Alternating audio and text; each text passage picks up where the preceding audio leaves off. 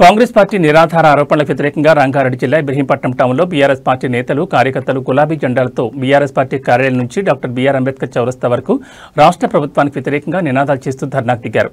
ఈ కార్యక్రమానికి ముఖ్య అతిథులుగా బీఆర్ఎస్ పార్టీ జిల్లా అధ్యక్షులు ఇబ్రహీంపట్నం మాజీ ఎమ్మెల్యే మంచిరెడ్డి కిషన్ రెడ్డి మరియు BRS party Bhuvanagiri parliament incharge Kyama Mallesh, BRS party యువ నాయకులు మంచిరెడ్డి ప్రశాంత్ కుమార్ రెడ్డిల నేతృత్వంలో కార్యక్రమం నిర్వహించారు। ఈ సందర్భంగా మాజీ ఎమ్మెల్యే మంచిరెడ్డి కిషన్ రెడ్డి మాట్లాడుతూ కాంగ్రెస్ ప్రభుత్వం కాళేశ్వరం ప్రాజెక్టుపైన నిరాధార ఆరోపణ చేస్తూ విచారణ పేరుతో సీబీఐకి అప్పగించి కొత్త కుట్రలకు పాల్పడుతుందని ఆరోపించారు। అధికారంలోకి వచ్చి 2.5 సంవత్సరాలు గడుస్తున్నా ప్రజా సమస్యలు పట్టించుకోకుండా కాలయాపన చేస్తోందని ఆరోపించారు। ఎన్నికల్లో ఇచ్చిన హామీలను నెరవేర్చకుండా కాలయాపన చేస్తోందని ఆవేదన వ్యక్తం చేశారు। ప్రతిపక్షాన్ని బీఆర్ఎస్ పార్టీని కేసీఆర్ గారిని ఎట్లా బదలాం చేయాలి, ప్రజలలో ఎట్లా బదలాం చేసి ఈ పార్టీని ఉంచాలా అనే ఆలోచనతోటి ఆయన కార్యక్రమం ఆయన పార్టీ మునిగినా పర్వాలేదు, కానీ కక్షపూరితమైన ఎందుకంటే ఆయన తేలిపోయి వచ్చింది కాబట్టి ఆ కక్ష తీసుకోవాలనే ఆలోచనతోటి ఈ కార్యక్రమం చేస్తున్నటువంటి సందర్భం కనబడుతూ ఉంది। ఇవాళ 22 మాసాల నుంచి లెక్కలు కడితే మొత్తం టోటల్గా ఎన్ని కమిషన్లు వేశాడు, ఎన్ని ఎంక్వైరీలు వేశాడు, ఎన్నిటి మీద చూస్తే ఈ ఫార్ములా అని మిగతా కార్యక్రమాలు ఎన్ని చేశాడు అనేది ఒకసారి మీరు ఆలోచన చేసేస్తే నెలకు ఒకసారి ప్రజలను డైవర్షన్ చేసే కార్యక్రమాలు, అభివృద్ధి అనేది మూసి అని అదే హైడ్రా అని పెద్ద కథ పెట్టి ఒక కార్యక్రమం చేసి ప్రజలలో ఆందోళనకరమైనటువంటి కార్యక్రమాలు తీసుకొచ్చాడు। ఇవాళ ఘోష్ కమిషన్ అనేది ఒక కార్యక్రమం పెట్టి కాళేశ్వరం 20 మాసాల నుంచి నీళ్లు రాకుండా చూసినటువంటి దుర్మార్గమైనటువంటి ఆలోచన చేయడం జరుగుతుంది ఈ ప్రభుత్వం। ఇవాళ ఇంచు 20 లక్షల ఎకరాలకు నీళ్లు అందిస్తున్నటువంటి ఈ యొక్క స్కీమ్ ఏదైతే ఉందో దేశంలోనే ప్రపంచంలోనే మొదటిగా ఉన్నటువంటి యొక్క స్కీమ్ కాళేశ్వరం ఒక ఆలోచన పరంగా ఇన్ఫ్రాస్ట్రక్చర్ పెంచి బ్యారేజ్లు కట్టి ఎన్నెంత పెద్ద ఎత్తున స్టోరేజ్లు పెట్టి ఎన్ని కార్యక్రమాలు చేశారో మనకందరికీ కూడా తెలిసినటువంటి విషయాలు ఉన్నాయి।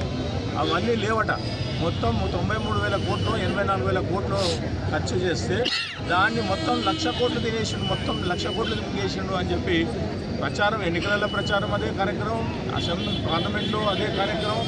ఇవాళ ఆయన తేల్చింది, ఘోష్ కమిషన్ తేల్చింది 6 కోట్లు ఫైన్ వేయడం జరిగింది, మొత్తం ఎంక్వైరీలు చేసి। ఆయన కూడా పద్ధతి ప్రకారంగా ఎంక్వైరీలు చేయలే, ఆయన చేసినట్టు బ్యారేజ్లలో కట్టినటువంటివి కానీ సబ్స్టేషన్ కానీ అవన్నీ కూడా చూడలే, ఆ ప్రాంతం అంతా కూడా తిరగలే ఆయన। 1500 కిలోమీటర్లు మొత్తం టోటల్ లెక్కలు తీస్తే ఆ యొక్క కార్యక్రమాలు చూడలే ఆయన। వాస్తవానికి కాళేశ్వరం పోవడం రావడం ఇంచుమించు 3.5 కోట్ల రూపాయలు ఖర్చు పెట్టి ఇచ్చి ఇవాళ లాస్ట్కి తేలింది 6.5 కోట్లు అని చెప్పేసి తెలియని జరుగుతుంది। ఇవాళ అధికారులు కానీ ఎవరైనా కానీ కష్టపడి పనిచేసేటువంటి వాళ్ళకి ఏదో తప్పు జరిగితే వాళ్ళకి శిక్ష వేయాల్సిన రాజకీయ నాయకులు పెన్ను పెట్టి అయితే రాయరు కదా, శాంక్షన్ అయితే చేయరు కదా, అడ్వైజ్ చేయడం జరుగుతుంది, ఆలోచన చేయడం జరుగుతుంది, ప్రగతి కోసం తిప్పలపడడం జరుగుతుంది, 10 మందితోటి ఆలోచన చేసి ముందుకు పోయే కార్యక్రమం అదే కేసీఆర్ గారు చేసినటువంటి పని। ఇవాళ అంత పెద్ద ఎత్తున కాళేశ్వరాన్ని జనాలకు పోయే విధంగా అత్తుకున్నారు। మొత్తానికి మాకు తొండలు పెట్టే భూములు ఉండే అవన్నీ కూడా ఇవాళ సస్యశ్యామలంగా 1 ఎకరా 2 ఎకరాలు సస్యశ్యామలమై రైతులమందరం కూడా పంటలు పండించుకుంటున్నాం అని చెప్పేసి వాళ్ళందరూ కూడా మొన్న 3 రోజుల కింద సర్వే చేస్తే 86% ప్రజలు ఆమోదించారు, కాళేశ్వరం బాగుంది, మాకు న్యాయం జరిగింది అనేది। ఏదైనా చిన్నది తప్పు జరిగితే అంతకుముందు ఒకనాడు సాగర్ డ్యామ్ కూలలేదా, లేకపోతే ఎస్ఎల్బిసిది కూలలేదా, పెద్ద కాలువ కూలలేదా, ఇవన్నిటి ఆలోచనలు లేవా? ఇవన్నీ లేకున్నటువంటి పరిస్థితుల్లోనే ఇదే వచ్చిందా? ఈ దాని మీదనే ఎందుకంటే కేసీఆర్ను బదలాం చేయాలి, కేసీఆర్ను బ్లేమ్ చేయాలి, జనాలలో ఆయన పేరు లేకుండా చేయాలనేది।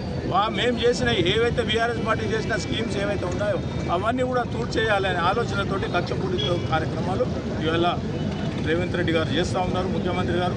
ఇవాళ క్యాబినెట్ డిసిషన్ తీసుకున్నదే ఆయన అసెంబ్లీలో వచ్చి తప్పుదో పట్టించినటువంటి కార్యక్రమం కనబడుతూ ఉంది। క్యాబినెట్ డిసిషన్లో సబ్ కమిటీ వేయాలని నిర్ణయం తీసుకున్నారు మంత్రులు, మరి అవన్నీ కాకుండా వచ్చి అనౌన్స్ చేసిండు డైరెక్ట్గా।